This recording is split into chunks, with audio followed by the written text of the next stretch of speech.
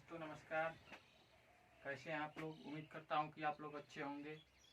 आज हम लोग पढ़ने वाले हैं संविधान में अनुसूचियां। दोस्तों हमारे YouTube चैनल रॉयल अभिषेक किंग में आपका स्वागत करता हूं।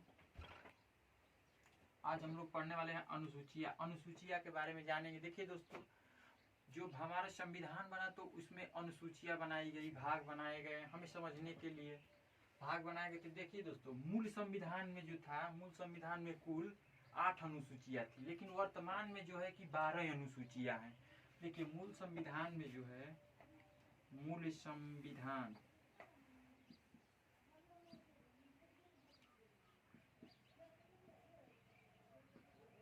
आठ अनुसूचियां थी। अनुसूचियां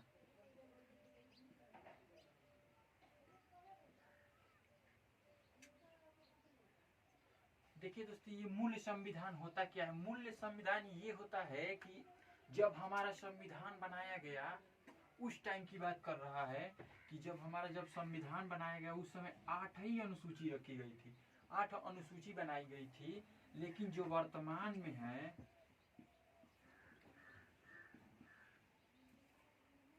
वर्तमान में संशोधन करके हमारी जो अनुसूचियां हो गई हैं, अब वर्तमान में 12 अनुसूचियां हो गई हैं। हम लोग एक एक अनुसूची के बारे में अच्छे से पढ़ेंगे। तो देखिए दोस्तों, शुरू करते हैं पहली अनुसूची के बारे में।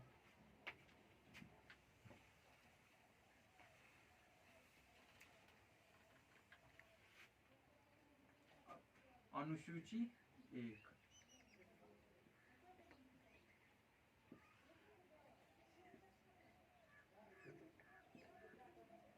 देखिए दोस्तों, अनुसूची 1 में ये बताया गया कि इसके तहत भारत के राज्य क्षेत्रों तथा वर्तमान समय में सीमाओं क्षेत्रों का उल्लेख किया गया है। इसके तहत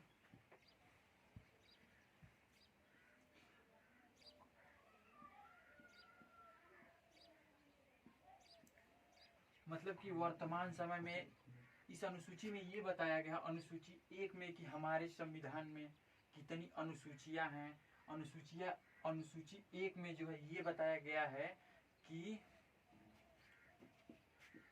इसके तहत इसमें बताया गया कि 28 हमारे देश में 28 राज्य होंगे और 8 केंद्र शासित प्रदेश होंगे। इस तरह इसके तहत हमारे देश में,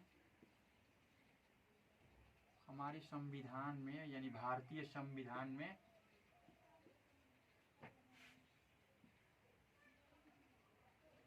8 केंद्र शासित प्रदेश तथा 28 राज्य हैं। ये हो गई हमारी अनुसूची 1। अब दोस्तों हम लोग देखेंगे कि अनुसूची 2 में क्या कहा गया है।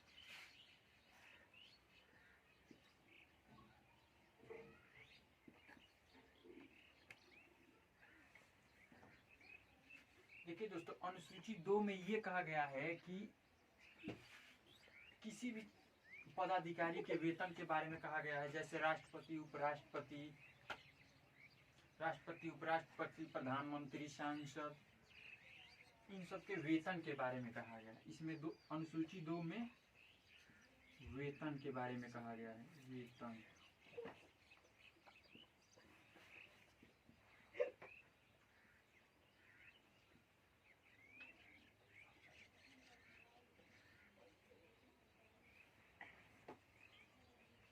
अनुसूची 2 में बताया गया है वेतन के बारे में।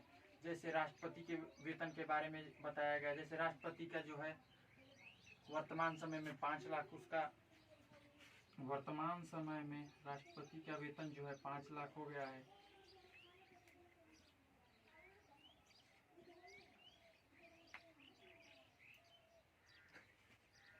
वर्तमान समय में 5 लाख हो गया है इसमें। और उपराष्ट्रपति के बारे में बताया गया है कि देखिए, और ये वर्तमान समय में 5 लाख है, लेकिन मूल संविधान बनाया गया तो उस समय राष्ट्रपति का वेतन 5 लाख नहीं था। उस समय राष्ट्रपति का वेतन 1.5 लाख था।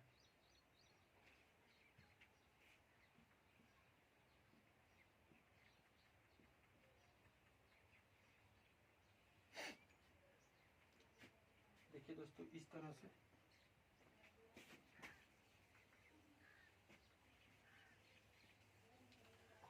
जब हमारा संविधान बनाया गया उस समय राष्ट्रपति का वेतन जो था वो उस टाइम 5 लाख नहीं था, लेकिन अब संविधान संशोधन करके इसे बढ़ा दिया गया है। अब ये वर्तमान में 5 लाख हो गया है। जैसे देखिए दोस्तों, इसी तरह उपराष्ट्रपति का जो वेतन है, उपराष्ट्रपति का वेतन जो वर्तमान में है वो 4 लाख है, लेकिन पहले 4 लाख नहीं था, पहले 1 लाख था उपराष्ट्रपति का वेतन।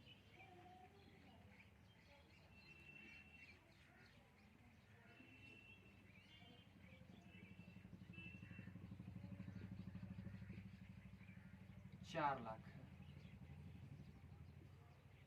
ठीक है दोस्तों, उपराष्ट्रपति का वर्तमान में वेतन कितना है?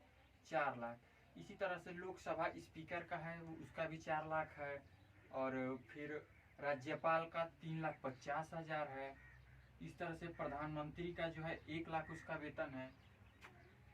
प्रधानमंत्री का 1 लाख वेतन है। अब अनुसूची 2 हो गई हम लोग, अब हम लोग अनुसूची 3 के बारे में देखेंगे। अनुसूची 3 क्या कहता है? अनुसूची 3 देखिए दोस्तों, तो इसमें अनुसूची 3 में बताया गया है कि अनुसूची 3 में शपथ का प्रावधान दिया गया है कि पद ग्रहण करने के समय किसको कौन शपथ दिलाता है, इसके बारे में दिया गया है। तो अनुसूची 3 में इस अनुसूची में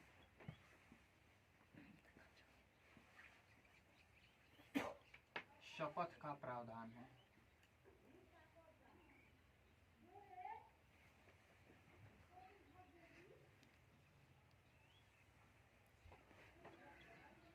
इस अनुसूची में शपथ का प्रावधान है, जैसे कि किसको कौन शपथ दिलाता है ये दिया गया इसमें। जैसे कि राष्ट्रपति को शपथ कौन दिलाता है, तो सुप्रीम कोर्ट का CJI। जैसे मान लेते हैं राष्ट्रपति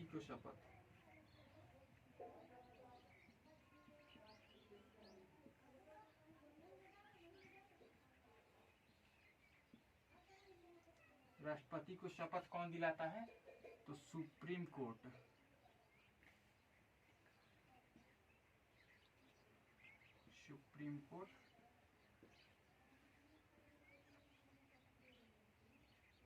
सुप्रीम कोर्ट का CJI दिलाता है। हाँ देखिए दोस्तों, और इसमें एक ये होता है कि लोकसभा के अध्यक्ष को शपथ कौन दिलाता है, तो ये ध्यान में रखिएगा, ये क्वेश्चन पूछता भी है कि लोकसभा के अध्यक्ष को शपथ कौन दिलाता है। तो ये ध्यान में रखिएगा कि लोकसभा का अध्यक्ष जो होता है वो शपथ नहीं लेता है। जो लोकसभा का अध्यक्ष होता है वो शपथ नहीं लेता है। लोकसभा का अध्यक्ष शपथ ग्रहण नहीं करता या शपथ नहीं लेता।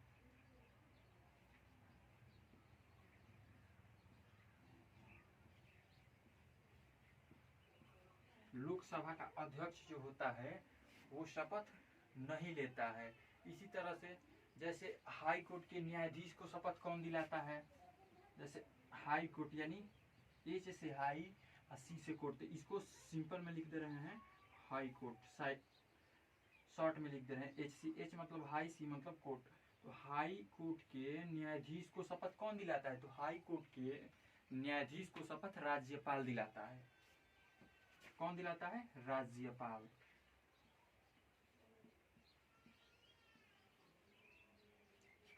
हाई कोर्ट के न्यायाधीश को राज्यपाल शपथ दिलाता है।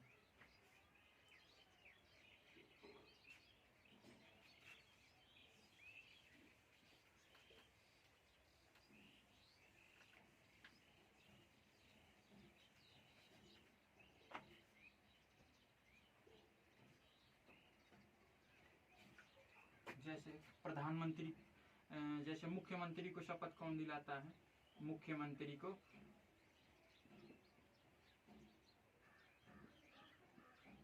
मुख्यमंत्री को शपथ जो होता है वो राज्यपाल दिलाता है। मुख्यमंत्री को राज्यपाल शपथ दिलाता है। राज्यपाल शपथ दिलाता है। देखिए दोस्तों, जो हमारी अनुसूची 3 है इसमें शपथ का प्रावधान किया गया है कि किसको कौन शपथ दिलाता है। जैसे में मुख्यमंत्री को शपथ राज्यपाल दिलाता है। अब हम लोग बात करेंगे अनुसूची 4 में।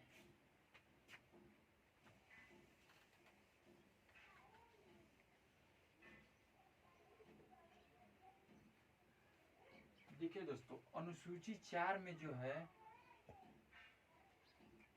इसमें बताया गया है कि लोकसभा में सीटों का आवंटन मतलब किस राज्य से कितने सांसद चुन के जाएंगे, इसमें बताया गया है। अनुसूची 4 देखिए, जैसे 4 इसका ट्रिक भी बताऊंगा कैसे आप लोगों को याद होगा। जैसे हमने अनुसूची 2 बताया ना, अनुसूची 2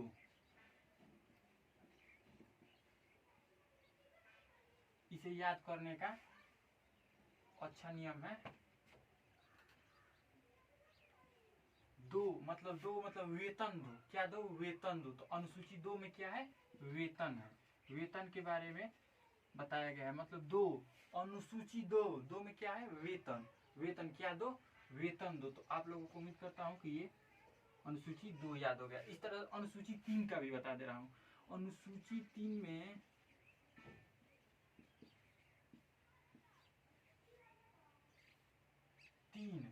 तीन में शपथ है।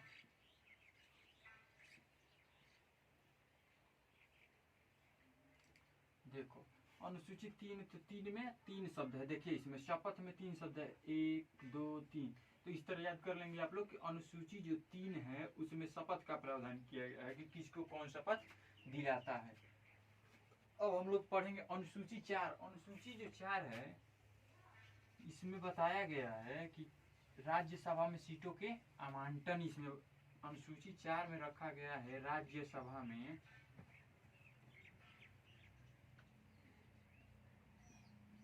सीटों का आवंटन।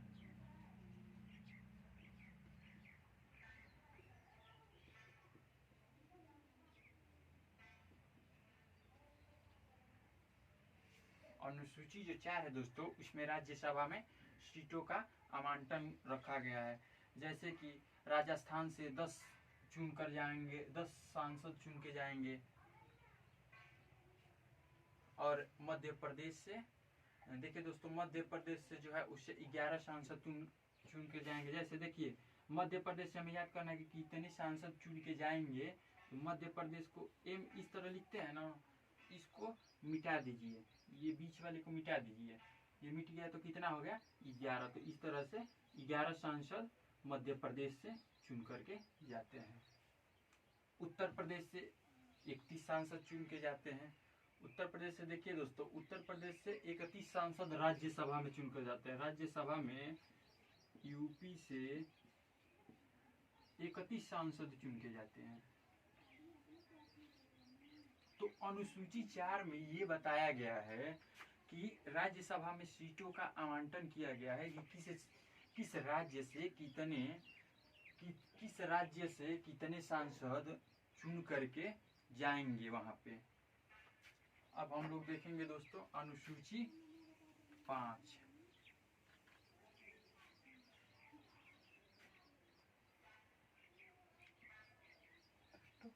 देखिए दोस्तों अनुसूची 5 में इसमें एससी और एसटी के बारे में बताया गया है। अनुसूचित जाति और अनुसूचित जनजाति जो होता है ना, उसके नियंत्रण के द्वारा किया जाएगा।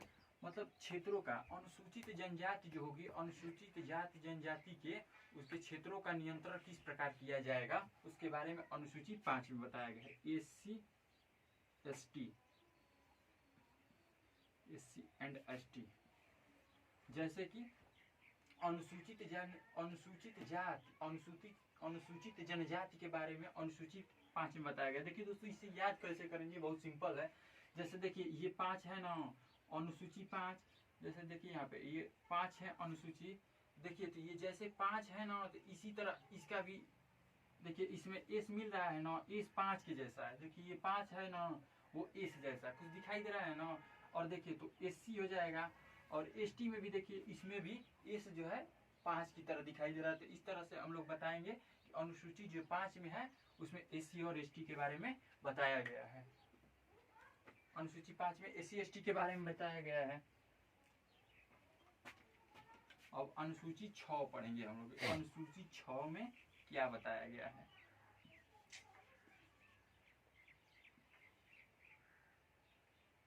तो देखिए दोस्तों, अनुसूची 6 में जो है बताया गया है कि इसमें अनुसूची 6 में बताया गया है कि असम, त्रिपुरा और मेघालय, असम, त्रिपुरा और मेघालय राज्य के जो क्षेत्र हैं, उसके जो क्षेत्र हैं उसके बारे में जो है उसे कुछ नियंत्रण दिया गया है, मतलब राज्य विधि बनाकर उसे सुनिश्चित करेगी। अनुसूची 6 में असम, 3 राज्यों को देखिए दोस्तों, इसमें 3 ही राज्यों का दिया गया है, असम, त्रिपुरा और मिजोरम।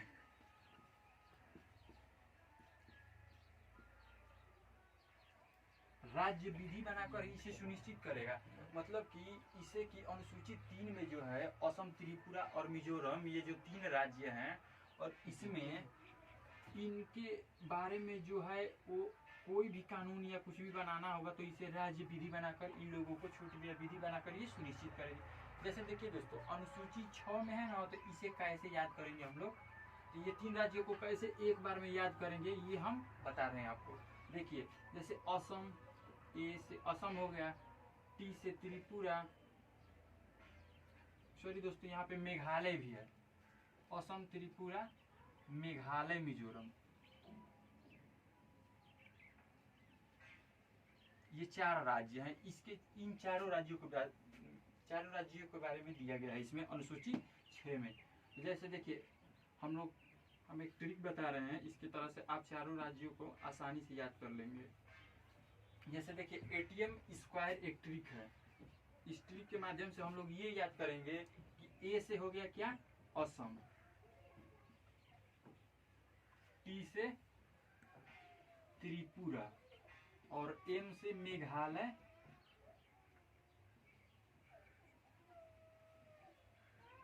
फिर M स्क्वायर कहें तो स्क्वायर क्यों लिखे हैं, स्क्वायर इसलिए लिखे हैं कि 2 बार है, तो मेघालय एक बार हो जाएगा, एक बार मिजोरम हो जाएगा। उम्मीद करता हूँ दोस्तों कि ये ट्रिक आपको समझ में आ गया होगा।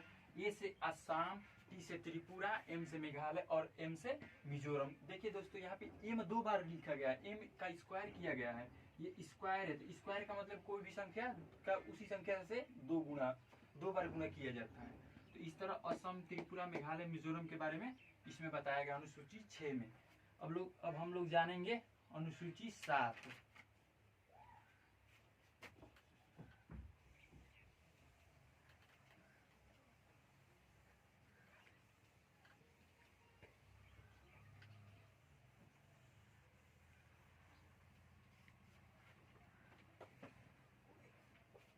अनुसूची 7 देखिए दोस्तों, अनुसूची 7 में जो है ये इसमें ये बताया गया है कि भारत में तीन सूचियां होंगी। अनुसूची 7 में बताया गया कि भारत में 3 संविधान में जो अनुसूची 7 है उसमें 3 सूचियां होंगी। पहली संघ सूची होगी, दूसरी राज्य सूची होगी, तीसरी समवर्ती सूची होगी, और एक जो होता है मतलब ये इन तीनों में नहीं आता है उसे हम लोग कहते हैं अवशिष्ट शक्ति। देखिए पहले अनुसूची 7 इसमें जो है तीन है। पहली क्या है, 3 सूचियां हैं। पहला है संघ सूची,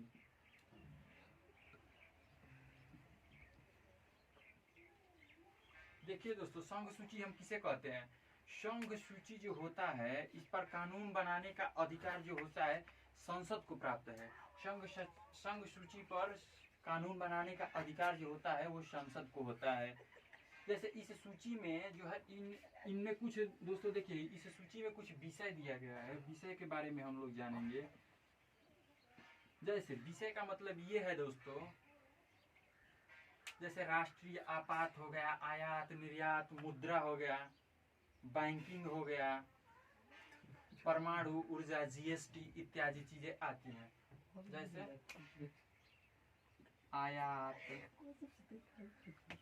देखिए दोस्तों ये पूछता है इसके विषय के बारे में पूछता है, तो जैसे आयात पूछ देगा किसका विषय है तो बताएंगे कि संघ सूची क्या है। निर्यात पूछ दिया, निर्यात, आयात निर्यात,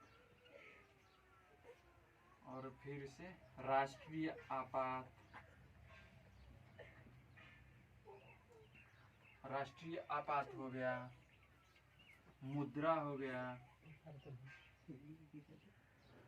आयात निर्यात राष्ट्रीय आपात मुद्रा, जीएसटी परमाणु ऊर्जा सेना, मुद्रा, जीएसटी परमाणु ऊर्जा।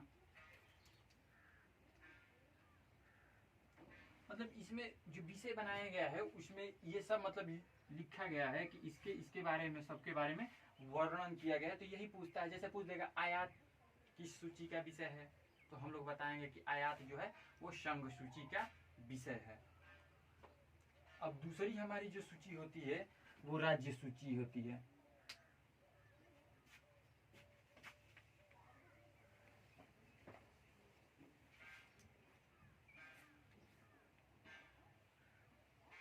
दूसरी है राज्य सूची।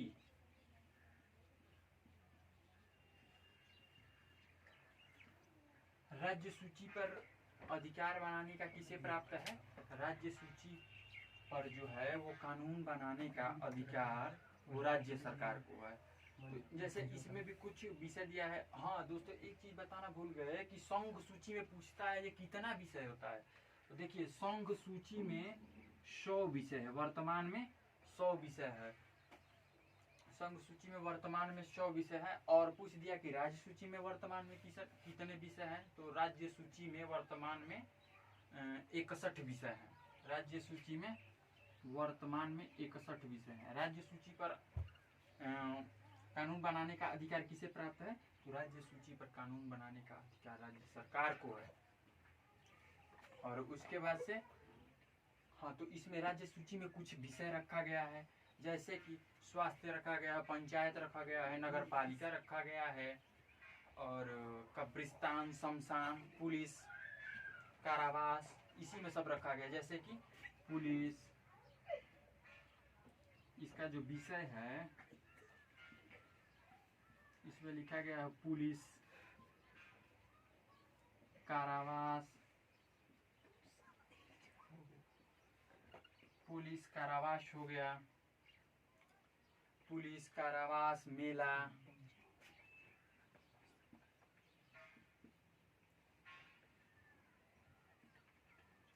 और इसमें इत्यादि चीजें का वर्णन किया गया है राज्य सूची में।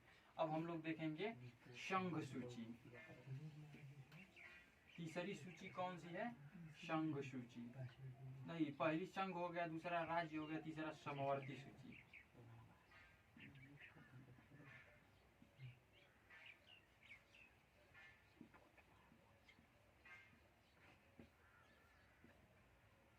तो देखिए दोस्तों, समवर्ती सूची है जो इसमें वर्तमान में कितने विषय है? वर्तमान में इसमें 52 विषय है। इसमें क्या दिया गया? पर्यावरण के बारे में बताया गया है, शिक्षा के बारे में बताया गया है, पर्यावरण, शिक्षा, उसके बाद से नाप तौल बताया गया है, वसीयतनामा, उत्तराधिकारी इत्यादि चीजें बताया गया। जैसे नाप तौल, पर्यावरण,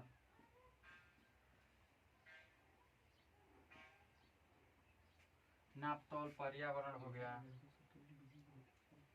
वन एवं वन्य जीव संरक्षण इसी में आ गया।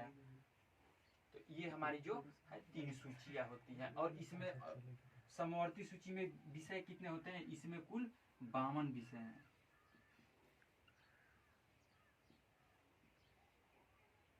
पहले इसमें 47 विषय थे, लेकिन वर्तमान में इसमें 52 विषय हो गए हैं।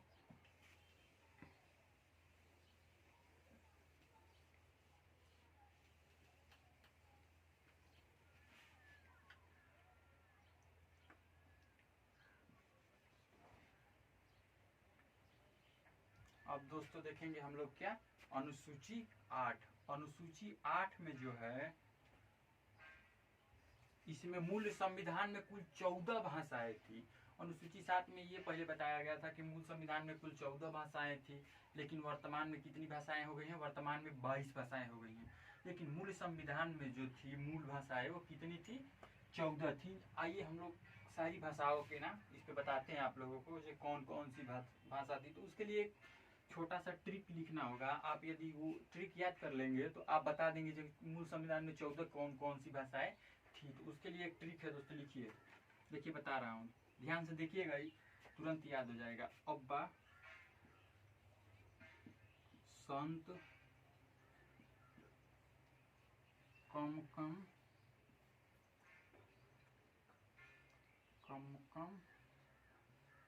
पत्ते देता है उस गुहिल को।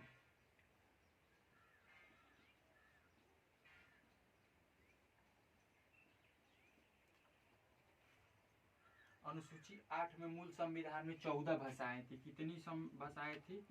मूल संविधान में 14 भाषाएं थी, लेकिन वर्तमान में 22 भाषाएं हो गई है। कितनी हो गई है वर्तमान में? वर्तमान में 22 भाषाएं हो गई। देखिए दोस्तों, ये ट्रिक आप याद कर लेंगे तो आप आसानी से बता देंगे कि मूल संविधान में कौन कौन सी भाषाएं थी। अब्बा संत कम कम पत्ते देता है उस गुहिल को, यानी क्या?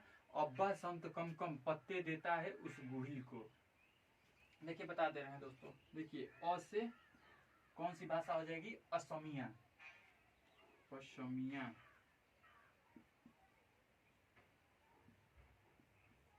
ब से बांग्ला भाषा, बांग्ला। श से संस्कृत,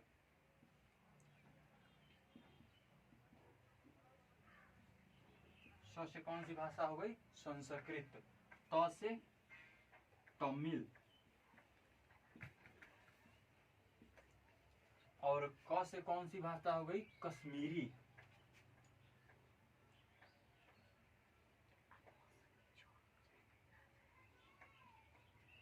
म से हो गई मराठी,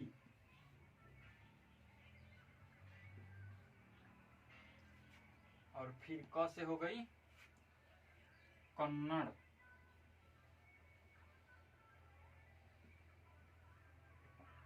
और फिर एक और म है, तो म से कौन सी भाषा हो जाएगी? अभी मलयालम नहीं लिखे, इसमें हो जाएगा म से मलयालम।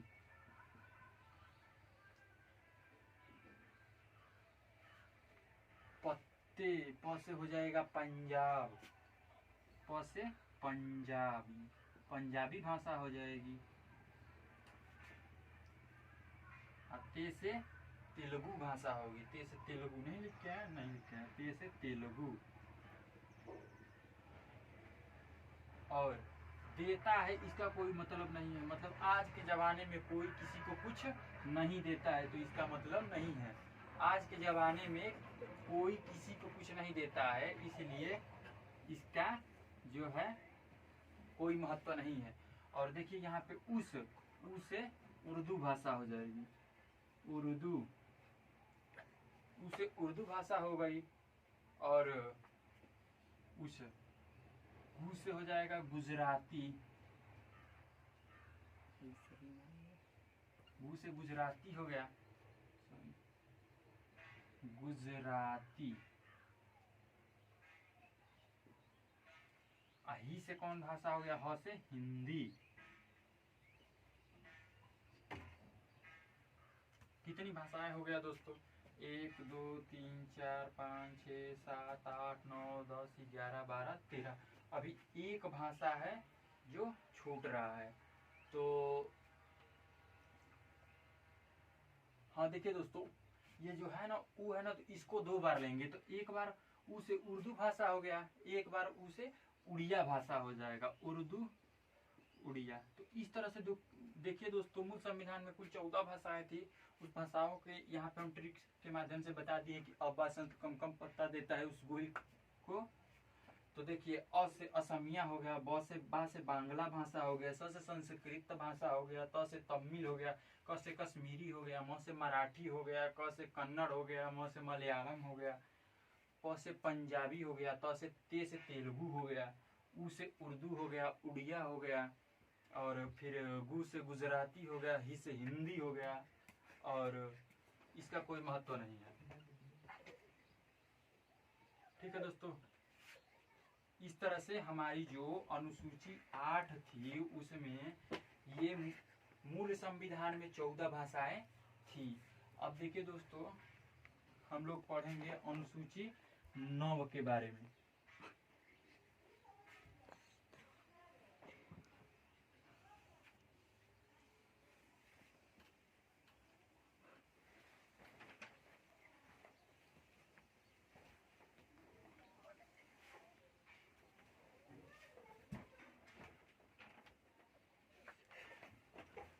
इस तरह से दोस्तों सबसे पहले हम लोग देखेंगे कि मूल संविधान में कुल 14 भाषाएं थी। अब 15वीं भाषा कौन सी बनी? तो 15वीं भाषा जो हमारी है वो सिंधी भाषा बनी। 15वीं भाषा और 15वीं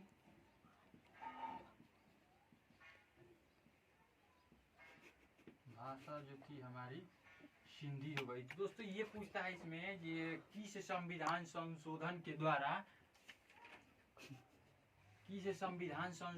द्वारा ये 15वीं भाषा को सिंधी बनाया गया। तो देखिए दोस्तों, 21वें संविधान संशोधन 1967 के द्वारा जो हमारी 21वें संविधान संशोधन यानी कि 21वें कॉन्स्टिट्यूशनल अमेंडमेंट, मतलब कॉन्स्टिट्यूशनल अमेंडमेंट मीन्स होता है संविधान संशोधन। तो 21वें संविधान संशोधन 1967 के द्वारा 21वां संविधान संशोधन 1967 के द्वारा सिंधी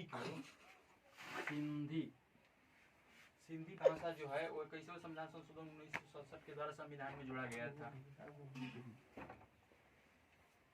अब उसके बाद से देखेंगे कि 16वीं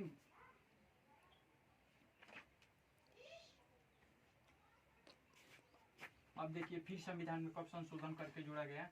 तो अब इसके बाद से 15 भाषा हो गया। उसके बाद से 71वां संविधान संशोधन किया गया। 71वां संविधान संशोधन।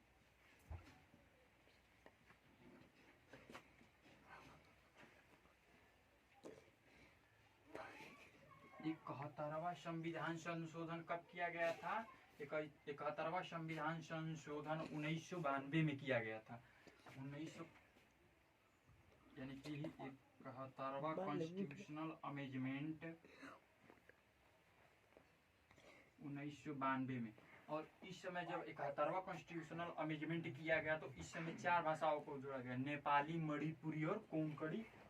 नेपाली, मणिपुरी, कोंकणी 3 भाषाओं को जोड़ा गया था।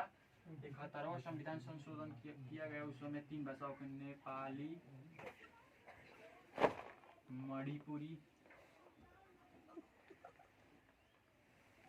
और कोंकणी, ये 3 भाषाएं। तो इस तरह कितनी भाषाएं हो गई? 14। 1 प्लस वो किए सिंधी किए वो 15 हो गया। 15 में 3 ये जोड़ दिए, 3 भाषाएं नेपाली, मणिपुरी, कोंकणी, तो 15 3 अभी 18 भाषाएं हुई। अभी 4 भाषाएं जो है हमारी वो बची हैं, उसको भी बता दे रहे हैं। देखिए इसको याद करने का बहुत सारा एक ट्रिक है। कैसे है? जैसे नमक से हम इसे याद कर सकते हैं। नमक, न से नेपाली, म से मणिपुरी, क से कोंकणी।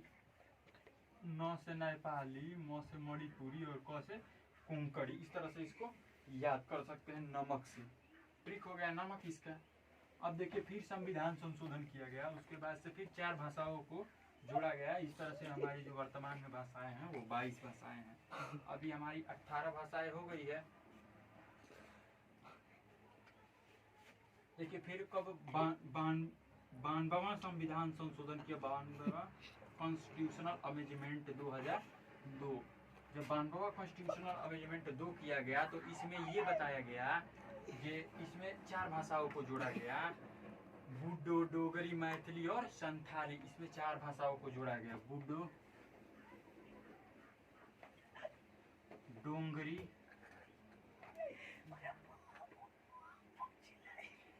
और मैथिली, संथाली।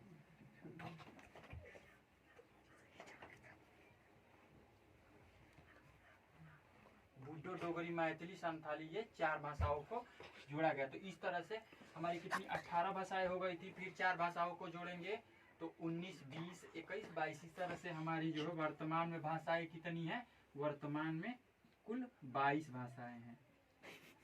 पूरी 22 भाषाएं हमारी हो गई। अब देखिए दोस्तों, अब हम बताने वाले हैं अनुसूची। अब आगे वाली अनुसूची देखिए दोस्तों, आज हम लोग अनुसूची का पूरा खत्म कर देंगे चैप्टर। 12 अनुसूची हम लोग पढ़ देंगे। तो 8 अनुसूची पढ़ लिए, अब हमें पढ़ना है कौन सी, 9वीं अनुसूची। तो 9वीं अनुसूची में इसमें क्या बताया गया है, 9वीं अनुसूची में ये बताया गया है कि वाद्योग न हो। इस अनुसूची में बताया गया है 9 वाद्य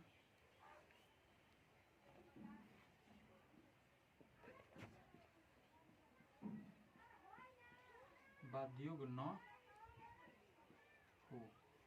अनुसूची 9 में ये बताया गया है कि वाद्योग, देखिए दोस्तों, तो इसमें बताया गया अनुसूची 9 में वाद्योग न